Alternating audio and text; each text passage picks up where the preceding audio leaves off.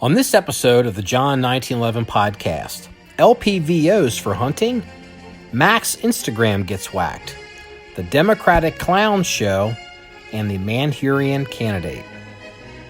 Okay, good afternoon, everybody. This is Marky and Freeze, and this is episode 146, I think, of the John 1911 podcast. How's it going, Freeze? It's going good. Good. So we actually been a little hectic. We haven't been able to quite get our schedules to match up to do a podcast. It's been mostly my fault because I've been busy on the range trying to take care of all kinds of projects. But so we're a little bit behind, but we are together now, and on a Sunday afternoon, kind of late for us, but what the hell, right? Well, yeah, you gotta work it in when you can. That's right. So actually, before we started recording, it was like, hey, we should just go ahead and do a podcast. You and I were discussing the possibility of you, instead of maybe your next build project getting a red dot, maybe getting an LVPO or LVP, low power variable optic for your gun. And we were talking about, is it a Vortex 1-8 maybe? Is that what we were talking about? Yeah, we were talking about the Vortex 1-8. I think Optics Planet just put the 1-8 on sale last night, by the way. I got an email from them yesterday or in the middle of the night or something. I haven't looked at it yet, so I'll go in and take a look. That's a thought. I've been looking at red dots. I've been looking at the Vortex red dots as well as the SIGs, and I mentioned the Holosuns and things of that nature. And I never really thought about a low power variable optic, but it's not a bad idea. And I was thinking about it. I'm kind of considering it just because I got my ass handed to me at that Sheriff of Baghdad training, and that's kind of like a lot of those guys are running. But also I was thinking about in terms of you. That's kind of really reflective of the kind of shooting you like to do. You're not really a burn it down at super close ranges. I'm not room clearing and and all that crap, and I'm not running and gunning. I'm too old fat and my legs are shot for that kind of crap. But you like to have some magnification so you can shoot her out the I wouldn't say long range, but you like to be able to get a piece of steel 200 yards and 300 yards. With my aged eyes, I do need a little bit of magnification to help me out. Mm-hmm. And and it's not like an LVPO or whatever they're called, like is useless at room clearing. Like you could still use it as a home defense gun or as an emergency truck gun, or you know what I mean? So it's like, that might be something to consider. Well, if I want to run this in the pistol pit, at 30 yards, or 25 yards, I'd like to still be able to use it. Yeah. So, I was like, something, instead of spending hundreds and hundreds and, whatever on a red dot, maybe you should consider a $300 LPVO. So, well, you know what? No, it's a good idea. I'm going to actually check into it. It's a viable option. I'm not unopposed to the idea, and I do honestly kind of like the idea of having a little magnification under me too. Yeah. To kind of help, maybe shooting like the 10-inch pieces. You haven't seen the 10-inch pieces of steel that I put up on the range. So I got one more night, but we got 3 of them up, and it's like there's a 10-inch at 100, there's a 10 at 2, and then there's a 10 at 5 and 6. And see, I can't even see the 10 at 5 and 6. Yeah, you might see it as a blur, but yeah, it would help to a couple 2, 3, or 4 powers mag would probably go a long way to letting you Yeah, be able to tag that steel. Yeah, you're not freaking kidding. Yeah. So I'm literally right now I'm driving, and I am wearing my new glasses because I need to get glasses to renew my driver's license. So I'm trying to get used to wearing glasses. So Yeah. we're all getting older. Yeah, you'll get used to it. But like with the new 762 by 39 build, we should actually have a video coming out on that soon. That thing has done well, but in the video, I don't have any type of optic on the rifle because I was just function testing it. But I do actually have a 6x24 optic I'm going to put on that gun. And I mean that's a pretty stout optic. But I wanted a stout optic because this isn't something that I'm going to be like running around with playing Billy Badass and Mall Ninja with. I'm pretty much going to be sitting either in a deer blind or in a deer stand or on a bench shooting it out at 200-300 yards. I mean, it's 7.62 by 39. I'm not going to be doing any 500-600 yard shooting with 7.62 by 39. Not saying you can't hit a target, but realistically, it's a 300-yard round. Depending on your vision, the skill of the shooter. But the thing is too, and I'm glad you brought up the hunting thing because it's kind of a good point. Like that, the six to whatever. Like for most, unless a deer is just going to stand there and let you just shoot his ass. I mean, a high-powered magnified optic, you're going to try to look through a straw if anything's even remotely moving. So realistically, you're going to, to turn up the magnification, at least east of the Mississippi where we live, is going to be max, I would say 5 power. Even then, depending on where you're set up and the stand, you might just, maybe 3 power is enough. Well, actually, this is a 6 to 24, so six is what I have to work with. But I don't have anything. But that's exactly the point I'm making. Like a 1 to 6 or a 1 to 8 would probably do you better. Now it doesn't do your wallet better because you got to buy it. Well, that's true. But look, in the 40 years I've been hunting deer, I've never used anything higher than a 9 power scope anyway. It's always been a 3 by 9, 3 to 9 power. That's your standard typical hunting scope. And frankly, for the many, many, many years that I shotgun hunted, I either used iron sights or I used a fixed 4 power. In the part, look, I know guys west of the Mississippi who, consistently shoot, deer and whatnot, at 300, 400, 500 yards. You have to understand here in the Midwest, unless you're hunting on the edge of a bean field or a cut down cornfield, dude, man, if you get 100, 125 yard shot, you are, that's a long shot in this area. And frankly, you don't really need much magnification for a 100-yard shot. No. And, as a matter of fact, I don't think I've ever published it because I just didn't. But I've got a video of Doc shooting a mule deer at almost 500 yards in, I guess it was Montana, outside of Billings, and I think it was east of Billings. And the thing is, when he was taking that shot, it was a rushed shot because that deer was leaving. Yeah. That deer had busted us and was like, I do not like. The deer was looking at us, and the buck was looking at us, and his girlfriends were looking at us, and the girlfriends started to leave, and the outfitter's like, oh shit, take the shot, because once the girls leave, the boy's gonna leave.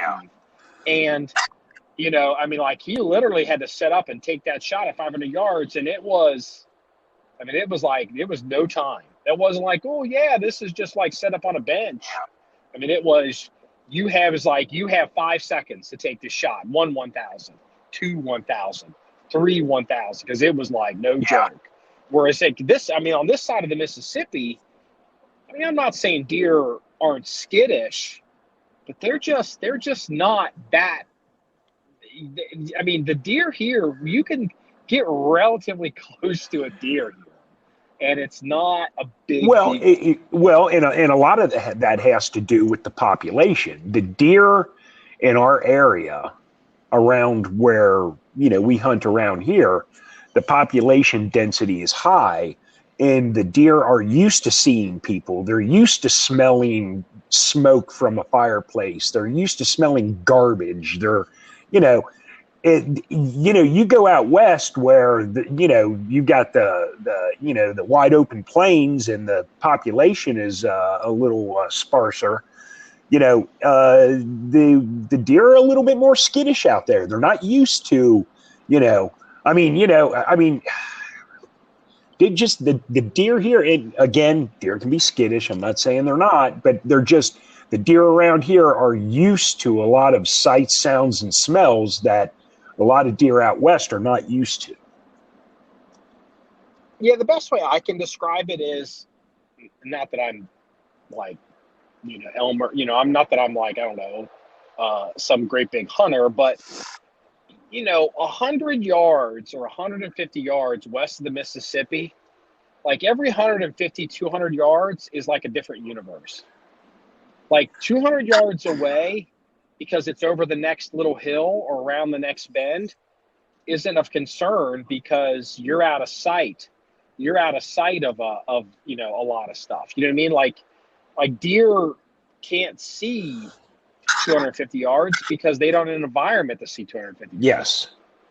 So, you could just kind of, your engagement distances are just, there's a reason there. Look, there is a logical reason, whether you agree with it or disagree with it, why the DNR set up Ohio, and I guess in many ways Indiana for a long time, to be shotgun states, because realistically you can get 90% of what you need done within shotgun slug distance. Absolutely.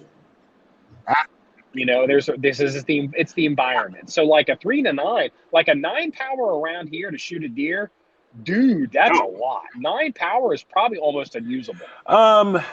Well, again, you can set up.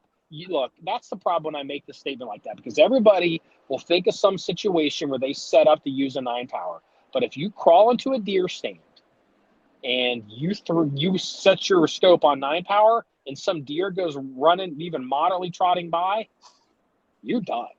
You're not going to be able to. Yeah. You might find that deer, but you can throw that gun up, and if you lose sight of that deer and you got to go left or right to find it, you probably missed your shot on 9 power. Yeah.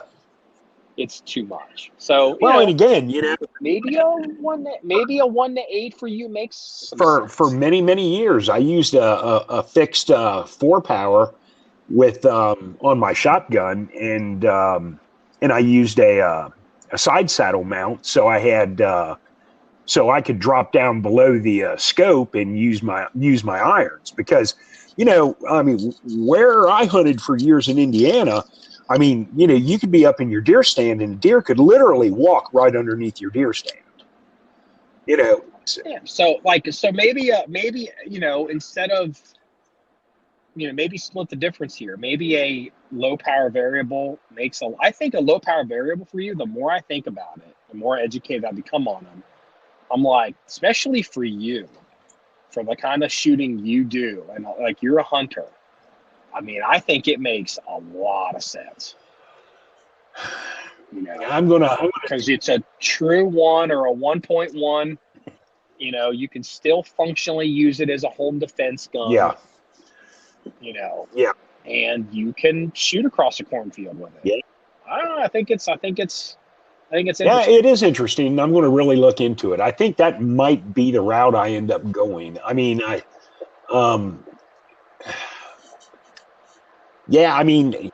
You know what? Would you be interested in a 1 to 4 Officer Mike might have one for sale at a decent price. Really? A Night Force 1-4. Yeah, I'd be interested in that because, I mean, like I said, I hunted for years with 4-power. And look, I'm going to mount this on the 5.56 AR pistol build. So it's not like I'm going to be, out there hunting with this thing because it's 5.56 and you can't use that around here. But again, I'm not going to be blasting this thing at 500 yards either because that's not my thing. Well, the thing is, you will. That's what I'm telling you. With this range, the newer range we have, you're going to be taking shots. I'm not saying I won't take shots with it, but I've got other rifles to use if I want to reach out to that distance. This is more of a, working the pistol pit, working, at 100, 200, 300 yards. This is more, it's got the 10.5-inch barrel on it.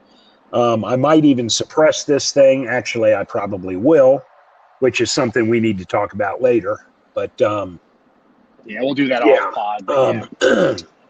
But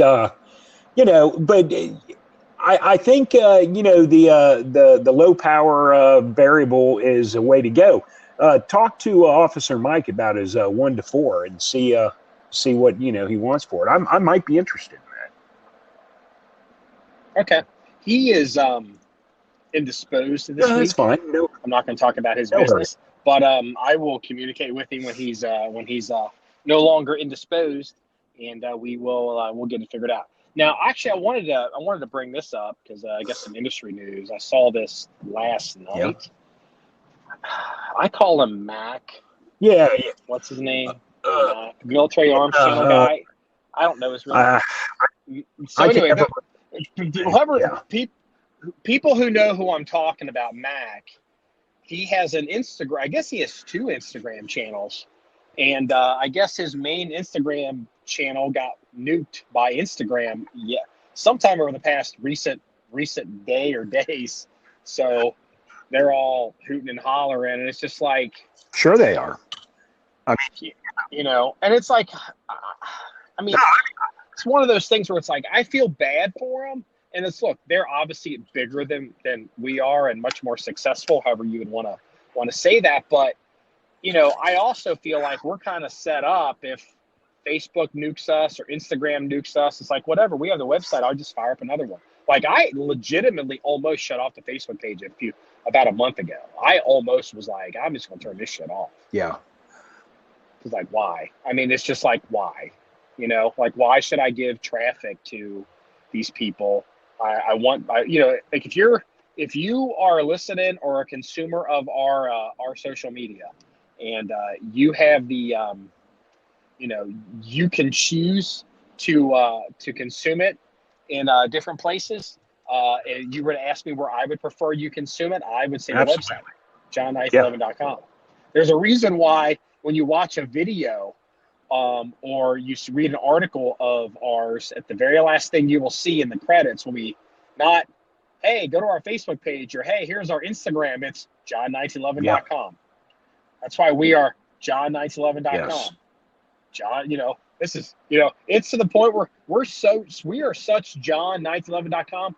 Most of the time when people talk to us on social media that don't know us, they call us John. Yeah. Hey, John. And it's like, that's fine. I'll be John. And that's great. We referred to as John quite a bit. Yeah, but my point is, it's like, I mean, I'd rather be smaller and happier. Look, I would choose to be bigger if I could, but I wouldn't, like, I just look at it like guys like, Ian McCollum and the Mac guy and, all these people, and, they built all of this, these social media things, which are fantastic, but man, they don't own any of it. It's all on somebody else's. I look at somebody else's platform. See, I look at these guys like I look at Icky Woods, and let me explain that. No one knows who Icky Woods is. Okay, Icky Woods was a professional football player, played in the NFL, And, I'm not going to go into his history. He played in the NFL, and he was riding high, man. He was making a lot of money playing football, being a professional. And then he had some unfortunate run-ins with the, we'll just say the establishment. And what's he doing now? Now he sells meat out of the back of his truck. You don't want to be you don't want to be Icky Woods. And the thing is, these guys, if they get shut down, they're done. I think the Ian guy's done a really good job of diversification and trying to do. The dude's making more money than probably anybody, which is great. We're not making any money, but it's a lot of these guys. I don't want to name names. It's not that I would know that much about them, but if there's a social media here's a perfect example. I the other day as a matter of fact, I was looking into LVPOs because I was trying to get educated on it. We're not gear reviewers, so I was like, all right, okay, what about this one? Look it up, consume content, read what's going on with this LVPO, what's going on with that LVPO. And one of the things I ran across was Nut and Fancy, and I was like, oh yeah. What's going on with that guy? Because I know that a lot of them been demonetized or all these issues, and I took a step back and looked at his channel, and it's on YouTube because that's where he's at, and he's doing a lot of knife reviews. He's even in the video that I consumed about a certain LVPO, he took 5 minutes to talk about some watch. Hey, there's my watch and whatever. And it's just if he gets up every morning and he's passionate about watches the way that I'm passionate about firearms, good for him. Yeah. Something tells me that him holding up some watch that I've never heard of and telling all of us about how great this watch is for 5 minutes in some video about shooting guns is not really the way he would choose to spend that time. And it's because he's got to try to make up because YouTube cut their balls off. Yeah, well, look, back when we were running shirts, I used to watch a lot of Nut and Fancy videos. I did. I liked them because they were long. Not too many people on YouTube are running, 45-minute to an hour-long videos.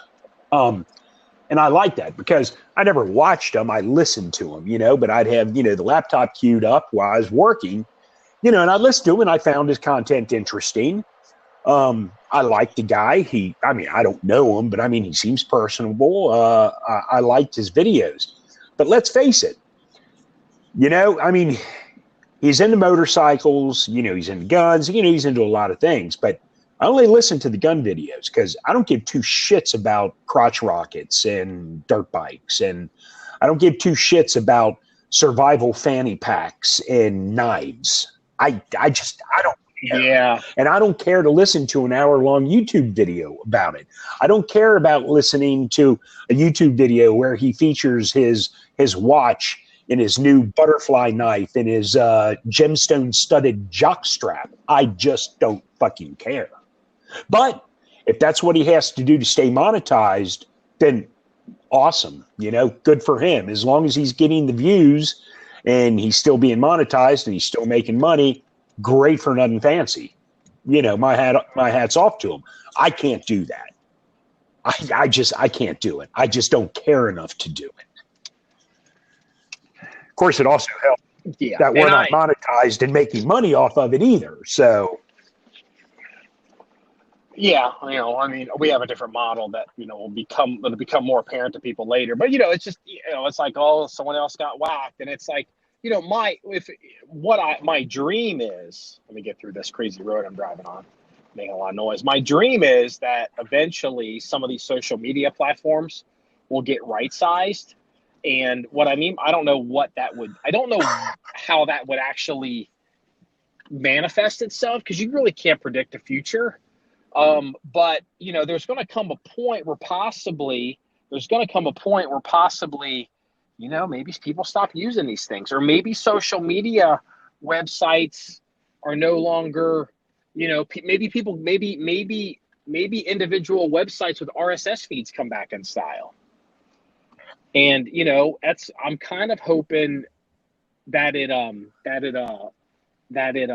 does that. So, maybe I just don't feel like that it's worth our time to like spend money or to do anything on any of these social media websites that is, I would say, leveraged off of that. Like, I can put a presence on it that links back to the website, but it's like, if it goes away, whatever. Yeah, exactly. But I don't want to have a situation where we have, 90% of our followers or our traffic is because of a certain social media website. It's like, no, I'd rather,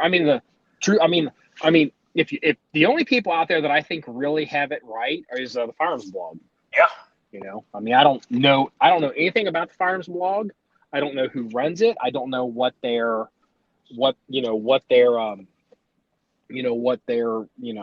plans are, but I just look at the numbers and I look at their traffic numbers and I'm like, they are independent. Yes. They do other stuff, but nobody can really hurt them. But that's the thing with Firearms blog. I mean, they do other stuff, but they're not dependent upon anybody but themselves.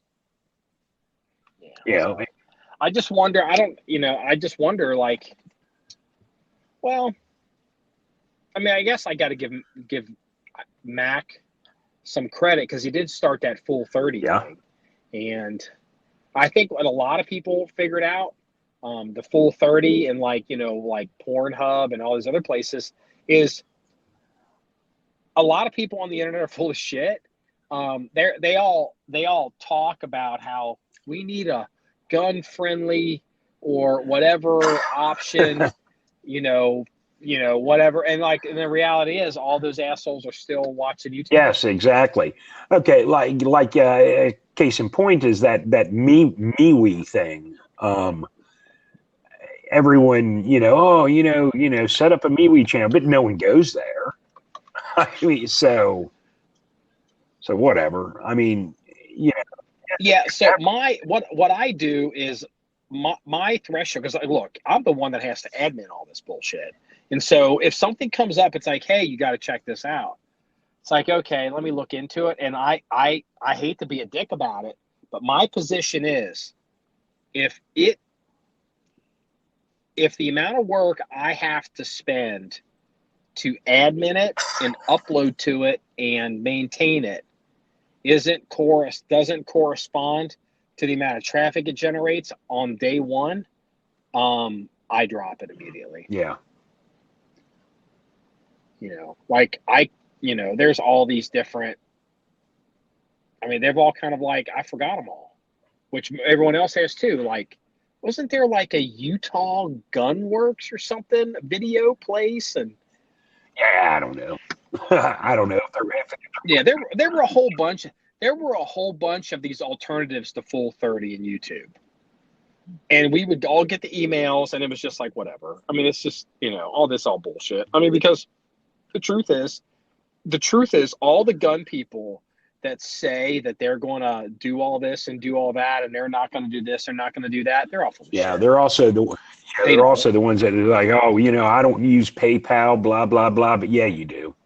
Yeah, you may not buy guns with, but yeah, you still use PayPal. Why? Because it's there, it's established, and it's easy, and it's safe. Yeah,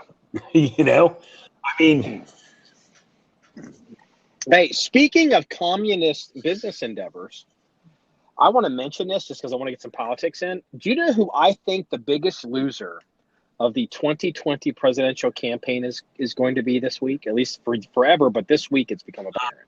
Do you know who that is? O'Rourke? No, but that's a good guess. I have reasons why. You know what? Beto O'Rourke is the Pornhub of presidential candidates, because everybody told him that he was going to be the next big thing, and he believed it. And then it turns out that it didn't work out, and now he just flails around and talks about basically taking away tax exempt status of churches and synagogues and mosques and going door to door to take everybody's guns because he's a child. Well, the biggest loser, I think this week and probably of 2020 is going to be Joe Biden's son named Hunter Biden. Okay, and explain why. It's real simple because this week Hunter Biden gave up his board seat on a Chinese company that they're like a company that is basically supported and financially backed by Chinese investors, and it's kind of shady how he's in there, and he doesn't have a job. I said the heat's getting to him, huh? Well, but so he's no longer on the Chinese thing. His gig with Ukraine is blown. He'll never get that back. And, the thing is, in 2020, his dad is still not going to be president, and he's not going to have a job. And he's going to be the biggest loser in 2020 because he's going to give up those jobs, and his dad's still not. Yeah, I mean, he's made so many hundreds of millions of dollars. He doesn't need to have a job, but still, I get your point. You're right. His dad's But then it came out today. Then it came out too. It's like, hey, Joe Biden has resigned his position on the board of this basically Chinese investment thing that was like $1 billion, whatever it was, and like $1 billion. And it's like, okay, well, the heat's getting to him, and everybody, it's a good question, but here's the reality: it's October of fucking 2019. His dad's been running for president forever. Why the fuck didn't he fucking resign from this last year? It's like, it's so retarded that some of these people, it's like, hello? Like, okay, here's a perfect example. Let me give two things that reminded me of this. There was video of Bernie Sanders pulling out of his driveway the other day after he had his heart attack. And he kind of drove like an old man. He was like sideways in his driveway, almost hit his mailbox. Then he's like, it was crazy, and like did all this stuff and like almost hit his mailbox, almost turned the front of his bumper into another car. Then he's trying to wave to the reporters that are filming it. And as he's driving down the street, his driver's door is ajar. And it's like, holy shit. It's like, holy shit. Someone's got to talk to Grandpa, not about getting out of the race, but he's got to think about maybe getting up his driver's license. Well, but here's what I did notice. Bernie Sanders, it was a super subcompact car, like an itty bitty car. And I looked at it and I was like, that's some of those little like super little Japanese electric cars. No, it was some kind of American car that I wasn't familiar with. It was some kind of American car that I wasn't familiar with, but it was real little. But here's the thing. Bernie Sanders is running for president of the United States. Yeah. And at some point, he can't talk to the UAW guys. He can't talk to the steel workers. He can't talk to the proletariat about American jobs, American trade, American manufacturing while he's driving like a fucking Mercedes. So guess what? Whatever he had, he's got to get an American car. And maybe he always drove an American car. Good for him. And the reason I'm thinking of that was Pat Buchanan. Do you remember? Oh, yeah. Yeah, I do. Pat Buchanan was running for president. And the biggest sign that he was thinking, what he did is he drove a Mercedes and he sold his Mercedes and went and bought a Cadillac. And it wasn't in the news or anything, but some people had noticed it and they were like, Pat's running for president. He switched this. He got rid of a Mercedes. He's running for president. And that was like a big tell. It's like, oh shit, Pat's running. And it's like, it used to be that even Bernie Sanders, is an old guard guy. It's been around a long time. Pat Buchanan knew a long time ago, hey, you got to start cleaning some of this shit. Hey, guess what? Get rid of your illegal alien house cleaner if you're planning on running for president sometime in the next 10 years. You know what I mean? Like, this is common sense. But Hunter Biden, Hunter Biden has resigned from his position from this big Chinese board. And part of me's just like, this is such crazy amateur hour. It's like the Biden campaign has got to be like the Clinton campaign. They're just like retarded. But you know what, though? All these people are living in denial, I mean, they really are. I mean, Donald Trump's going to get impeached. He's not going to win the 2020 election, and we're not going to be held accountable for anything. It's like, no, Donald Trump's not going to be impeached. Yes, he probably will win the 2020 election. And although they're not necessarily wrong on not being held accountable for anything, but you know what? In this day and age, yeah, you can be held accountable for your shit. Okay, so, in political circles, if you follow politics, you'll see the listener, they may hear news guys, they'll talk about one or two or three things. They'll see like the Quinnipiac poll, which is considered a real, considered a benchmark gold standard poll about, who's up, who's down, who's winning, who's losing. And then you'll see the Real Clear Politics poll, and it'll be an average of a bunch of different polls, and they come up with their numbers, even though the Real Clear Politics does have a few polls that they draw from that are kind of bullshit polls, so it's not perfect. But if you want to remove those, it's pretty interesting. Well, it came out this week and didn't get any media.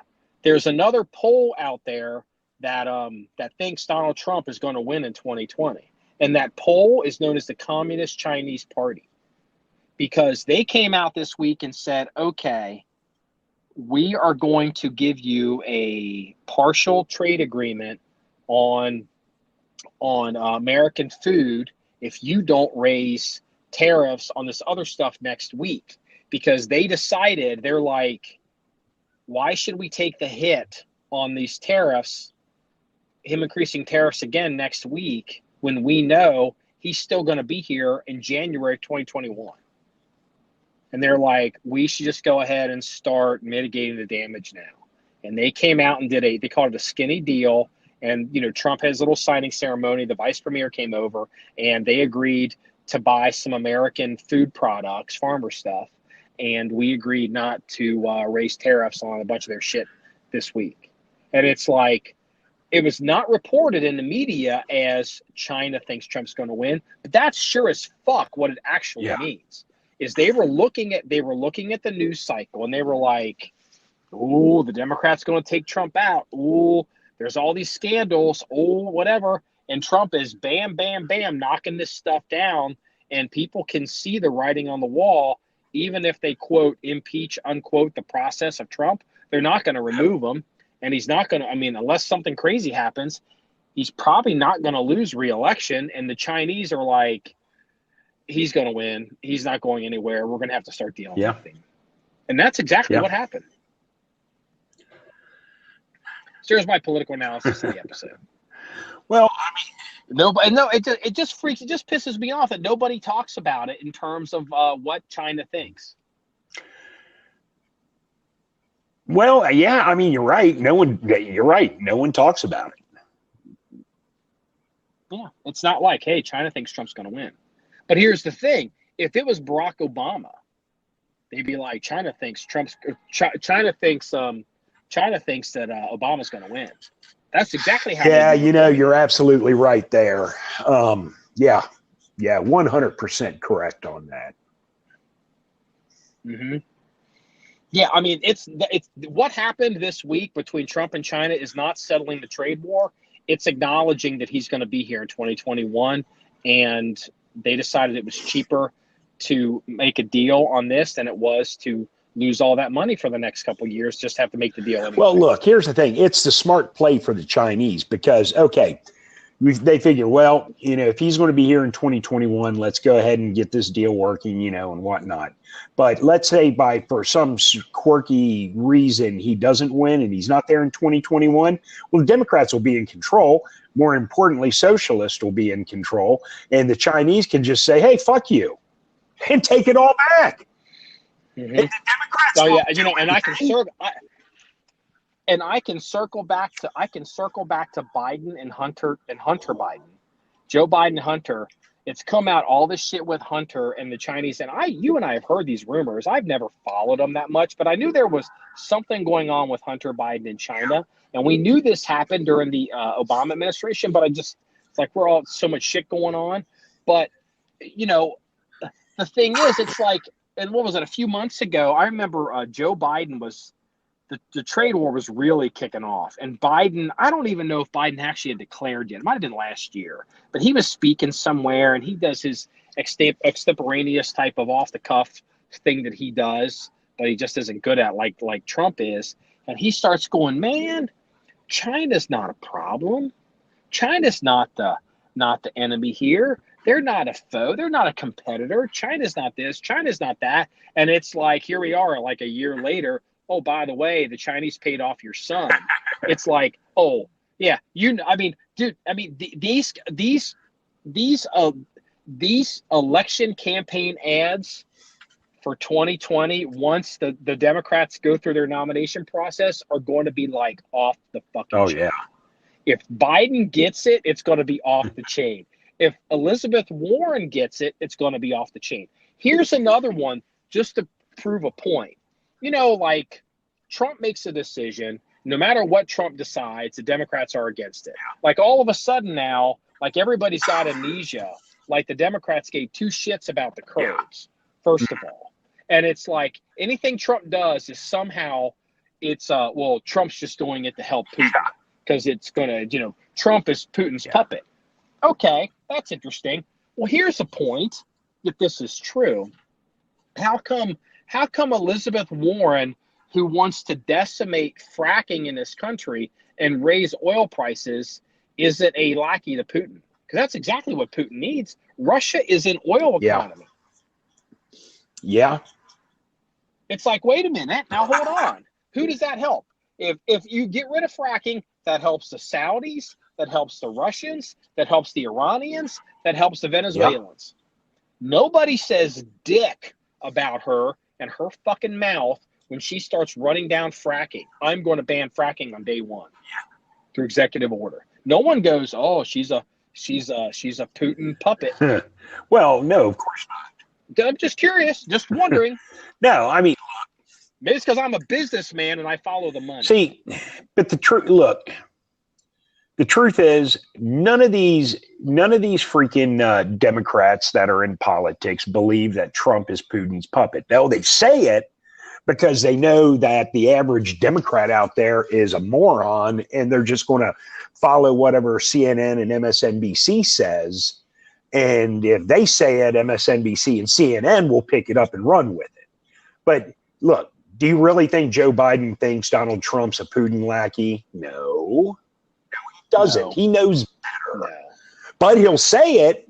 They'll all say it because they know MSNBC and CNN will pick it up, and then the freaking liberal moron out there. And when I say liberal moron, I mean that in a loving way, because trust me, there's a lot of conservative morons that watch Fox News and go, oh, Fox News said it must be true. I mean, it's on both sides. Oh, dude. I mean, for years, how many times when we posted shit, especially under tactical t-shirts, somebody would roll in the comment section and they would say something to the effect of impeach Barack Obama. Oh, God, yeah.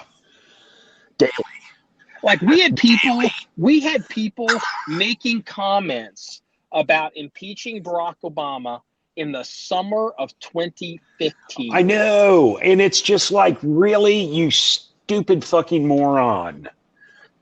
I mean, I hate to say this, but if it was 2014 or 2015 and you were on social media and you were making comments saying impeach Barack Obama because he's not born in America or he's not this or he's not that, and you're like, let's impeach him.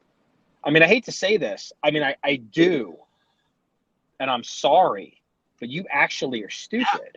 And I don't mean that like you can't wipe your own ass, but you are so miseducated on even the basic constructs of how some of this shit works that all you are is a useful idiot to the Republicans. No, I mean, number one, you're not going to impeach the first black president. Second of all, you're not going to impeach the first black president, 2 years from when he's going to be out of office, because it takes a minimum of a year to do it anyway. And again, this is an example of like, why did they start impeachment now? Because it'll take a year to do all this horse shit. And then say like in October of next year, it'll be the proverbial October surprise. They'll write some report that'll look like dog shit and basically, throw muck all over the place about Trump in October. He won't be removed from office, but somehow they'll be like, it'll hurt him. It'll hurt his reputation and hurt his poll numbers enough. It'll pull him down in November that maybe he won't win. That's all this is. That's literally all this is. Like, that's, everybody in Washington knows this. But if you watch MSNBC, Rachel Maddow is telling you that we got him now, we're going to impeach the motherfucker. You are literally as stupid as somebody who in 2014 and 2015 was thinking that you were going to impeach Barack Obama. And here's another example of how miseducated people are on the right. I'm going to use people on the right as examples because most people that listen to this podcast are conservative Republicans, and so they think that they don't fall for this.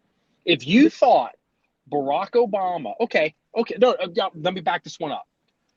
So if you are watching the news, and you are thinking that you're watching the Democrats and they're like, we're going to impeach Trump, and maybe we can impeach Pence, and that will get us to a point. No, let me finish it because here's how they think. It's even better. So we can give Hillary Clinton the presidency. We can declare it null and void. It's like, asshole. You realize what happens here when the Electoral College meets and they cast their votes. Those are sent to the Congress, and the House ratifies the election. It's over. You can't undo it because it's official. So all that happens at that point is if you remove the president and the vice president, then you're into like the speaker, the senior. Well, I think it's the senior senator in the Senate, and then it's the speaker. I think it's the speaker of the House. Maybe it's speaker, then the senior senator. I think it's speaker of the House, then senior senator. But yeah. But anyway. And it's like, so if you think that that's going to happen, I mean, you're an idiot.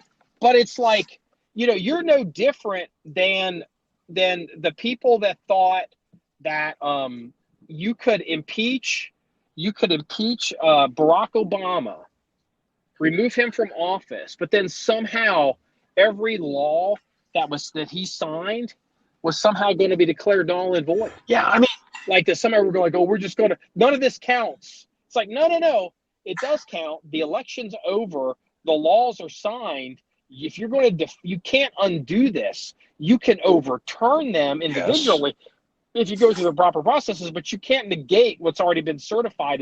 But if they like going by their thinking, if Barack Obama was impeached and kicked out of office, then Joe Biden would have taken his place, and he's not going to reverse anything old Barry did.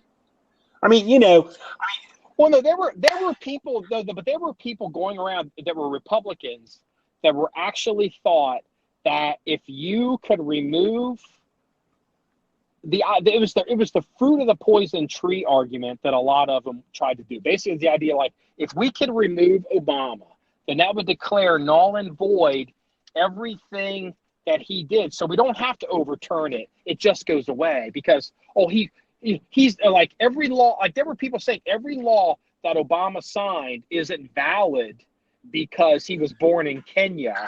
So we can just all this. None of this will hold up in court. It's like, well, no, it will hold up in court because it was all certified and ratified. See, and like that's no different than Republicans and Democrats now thinking that like they can overturn some of this shit and like just give it to Hillary. Well, I had not heard anything. I had not heard the whole if Barry's impeached and tossed out of office, all his shit's null and void. I had not heard that one, or if I did, I'd forgotten about it. But you forgot about it because that was a big thing. Like the first couple years, because that was when the whole he was born in Kenya thing. Yeah, whatever. I mean, I mean, I was so tired of that shit back when he was still president. You know, it was just like the stupidity. Man, it was flowing thick. And actually, I remember banning quite a few people over stupid shit that they would say about Barry. Look, I was no fan of the man, but you got to rein things in sometimes. He was. Yeah, the only things I would really ban people for was when they would say shit about his wife. I mean, like, look, if Michelle Obama came out and said something stupid politically, like, this is the first time I've ever been proud of my country, it's like, okay, you can criticize her, but you can't show up and say that she's a man or she's a drag queen or all this other fucking bullshit. Just like you can't show up and say all this nasty shit about Donald Trump's wife. She's not a politician unless Donald Trump's wife comes out and says something stupid politically, leave her the fuck alone. Mm-hmm. And that was always my policy. And it's just like, we are just in the same retard level with Trump that we're with Obama. Yeah. And it's just, and it's just as bad on both sides. Oh, it is. And look, I'll tell you what, I don't listen to, I don't watch cable news. Do you know who you don't listen to anymore? Shepard Smith. Yeah, God. You know what? Here's the crazy thing. I always liked Shepard Smith. He has a real. I did too. I love that guy. Has a real super dry sense of humor that kind of reminds me of me in a lot of ways. And because I love a dry sense of humor, I used to chuckle my ass off listening to Shepard Smith. That's until Shepard Smith jumped on the Glenn Beck train and decided that he wanted to hate everything about Trump. And it was just like, he just went so far off the reservation. It was just like, dude, stop already, But I haven't seen Shep's his ratings numbers for Fox News, but I heard they were the lowest in the. That's because everyone got tired of hearing his bullshit. But look, speaking of the, while we're on this, we've talked many, many, many times about Glenn Beck's folly of hating on Trump after Ted Cruz didn't get the nomination. Dude, he wrecked his whole business. He did. So I was scrolling across the internet a couple of days ago, 3-4 days ago, and I saw a Blaze video come up on my feed. And I didn't watch it because I'm so far over fucking Glenn Beck and his moronic bullshit. And I've always been a Glenn Beck fan. I mean, up until we liked historical Glenn Beck. Religious Glenn. Never Trump or Well, and religious. Yeah, religious Glenn too. Beck. When he started mixing religion and that, it was. But anyway, regardless, the title of the video is "Why Glenn Beck." And I'm paraphrasing here because I don't remember the exact title, but it was "Why Glenn Beck's Now on Board with Trump." And I'm like, really? Has it gotten so fucking bad you finally had to man up and say that Trump's actually doing a good job? Well, you know what? I mean, life, look, when you give somebody a private jet and then you take it away, that's hard. It's almost easier to never have had it. Yep. So anyway, I didn't watch the video because it's like at this point, I don't care enough about Glenn Beck. I don't give two shits about him. I just don't care. Well, you know who else I've noticed has started coming back, and I think it's planned because I think they're rolling her out for something, is Megyn Kelly. Oh, you know what? Megyn Kelly is someone you haven't heard from in a long time. She has started showing up on Twitter, and she's publishing just things about her, things like, cute dog videos. And she's been making some comments about politics. And I hate to be super cynical about it, but I can't help but think because she almost not, I mean, look, let's be honest here. People don't want to see it. They'll rewrite history. Megyn Kelly almost knocked Donald Trump out of the election. She was one of the few people that actually landed on him, and she almost took him out. Unfortunately, it wrecked her career instead of his, but... Well, what really wrecked her career was she came out in favor of blackface. But But what I can't help but feel is the media, basically, they hated her. Was it NBC, wherever she went, NBC, and thought she was full of shit, and she was still a Fox News, whatever person. And then, she wasn't politically correct to them, and so they kind of ran her off. And I can't help but think that maybe they're opening up their hearts to her, hoping that she will go and whack Trump again in 2020. Could be. I never was a fan of hers. That's true. I always hated that snarky smile she would get on her face. I just wanted to reach through the TV. You just hate attractive, smart, independent women that don't need you to rescue. No, not at all. I mean, trust me, I would get in line for the Megan train. God. Oh, yeah. There goes that. Hey, we almost had a sponsor. Like, it was almost, a sponsor was like, I almost had the money in my hand. And then it was the Megan train. And it wasn't like, the word train wasn't like, hey, everybody, let's get on the Megan train. Like, it was a different train. Oh, man. Oh, Jesus. Yeah, that's why. That's why we always have like Pakistani clothing companies emailing us wanting to sponsor us, and not somebody in like New York. So thank you. Hey, you're welcome. That's my job. My job is to keep us poor. So, do you know who else has been popping back up? And my cynical political mind is also kind of like, what's going on here? I noticed Hillary Clinton's been coming back up. Actually, I kind of noticed that too, and I thought to myself, "Oh my God, are the Democrats actually dumb enough to pop her out?" Because, dude, I'd look. Actually, didn't she just make a comment saying she would like the opportunity to beat Donald Trump again? Yes, and here's the thing. Hillary Clinton does not say or do anything that isn't like, to her credit, she doesn't, like, there's no accidents with Hillary. There's just not.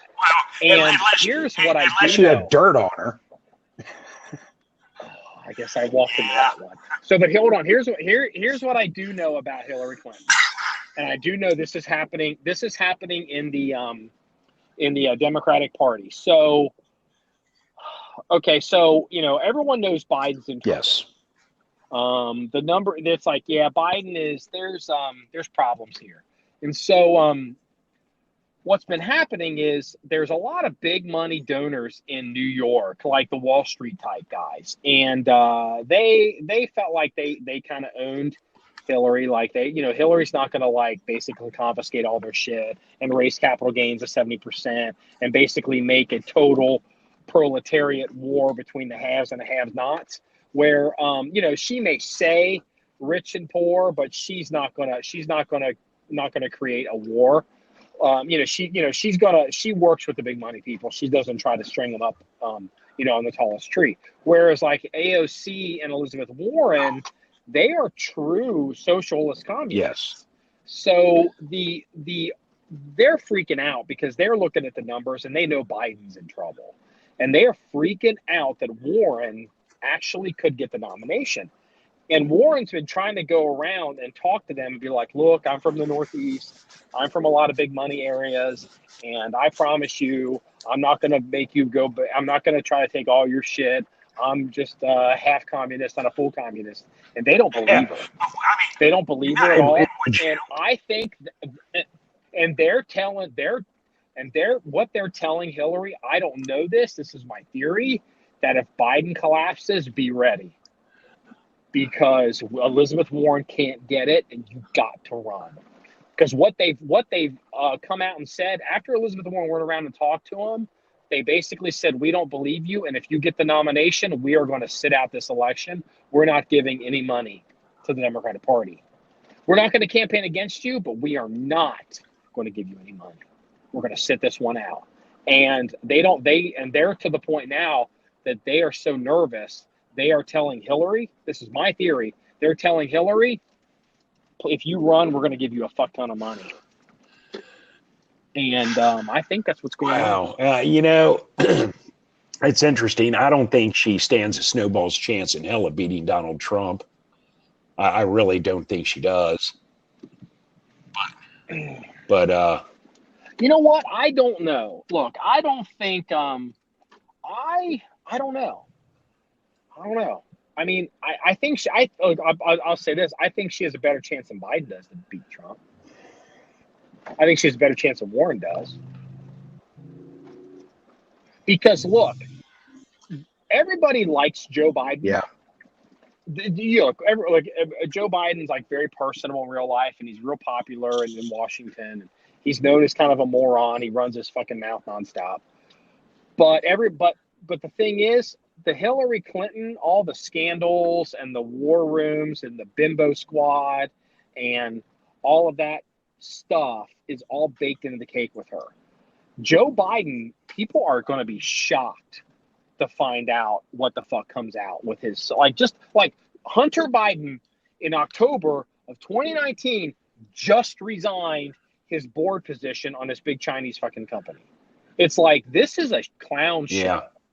And if they run ads on Joe Biden and they dig up all the shit that with him, it's going to be such a shock that it's going to, dude, I mean, I could run a campaign against Biden, and I think I could beat him. And here's the thing. I know I could run a campaign against Warren. Dude, I would destroy fucking Elizabeth. I could run Trump's campaign, and it would be dead. It'd be dead girl walking. I know I could beat her, and I'm not a professional at this. Yeah. And it's like, I think secretly, I think they're negotiating getting Hillary in just because Biden's in trouble. That's an interesting theory. Yeah, it's that. Because the Clintons have been going around for 30 years, close to maybe 30 years, basically as fake communists. Yeah. Oh yeah, because they pay lip service to all this, but they're really two-faced. And I think Elizabeth Warren is a real communist, and AOC is a real communist, and all these big dollar rich donors in the Democratic Party are just like, holy shit, all this lip service, all these communists is about to come true, and we're in trouble. Yeah, well, all these corporate entities that support the Democrats, they don't want a communist. I mean, that's the last thing in the world they want. No, they don't want a real communist. They want a communist. Basically, they want to spend other people's money, but not their money. Yeah. All right. Well, do we have any more gun stuff to talk about, or are we about done? Well, any other gun stuff? I mean, there's always gun stuff to talk about, but no, we can save it for the next one. We need to talk about the new revolver, but we can hit that up. The Manurhin. I'm trying not to say Manurhin. But that I did shoot that yesterday, and that runs pretty good. It's basically like a fake Ruger. Yeah. Well, we'll talk about that. That's Ruger's Manchurian Candidate. The Manurian Candidate. There you go. See that? Do you know what? That's the title of the episode. We finally have a title. So this wraps up episode 146 of the John 1911 podcast. If you want to see any links or pictures or the things we discussed or talked about, go to our website, john1911.com. That's JOHN1911.com. Remember, it's all about shooting guns and having fun. Everybody, have a good day. See you later.